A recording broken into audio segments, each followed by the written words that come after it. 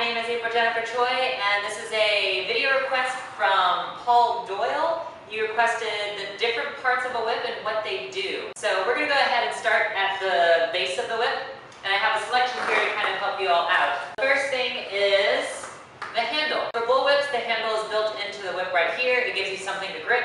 Also, the longer the handle, usually the easier it is for targeting or the faster you can get the whip to move. So the point of the handle is for better control. You can also have snake whips that don't have handles. Inside the handle, there's actually a weight. Sometimes people don't weight it. You can just have a solid handle.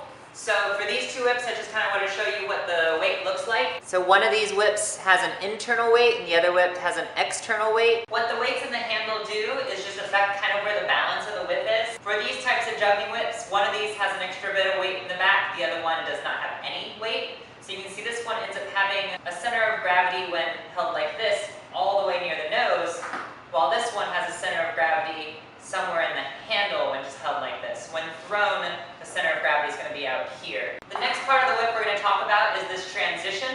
For a stock whip, the transition is this keeper knot. This is a 4-foot stock whip made by Brandon Lamb of Flowmancer, and this is a 5-foot bull whip, kangaroo hide, made by Blake Bruning of Trinity Whips. You can see in the stock whip, this loop develops a lot faster, so the keeper knot is what allows this to develop a little bit faster, and for the bull whip, it doesn't develop quite as much. This moves out a little bit side to side, so bull whips tend to be a little bit more accurate.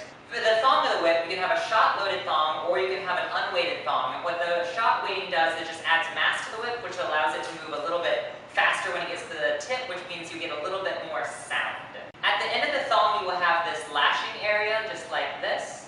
What that does, it just allows you to connect the fall. Now, falls can either be leather, kind of like this one here, or they can be nylon. And the fall is kind of what does most of the work when it comes to tricks. So when you do wrapping tricks, the fall is what's wrapping. When you do cutting trick, it tends to be the fall that tends to cut more often than not. Last but not least, the popper right here. This is the lightest part of the whip through here. For cutting whips, you'll see knots that come down the length of the popper, especially if you're cutting cans. Those knots are actually what break the surface of the can and allows you to cut through it.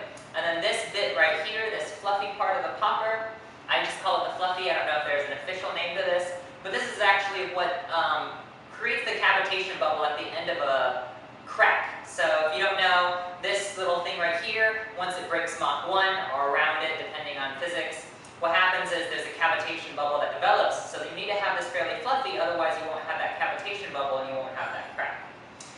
That's a little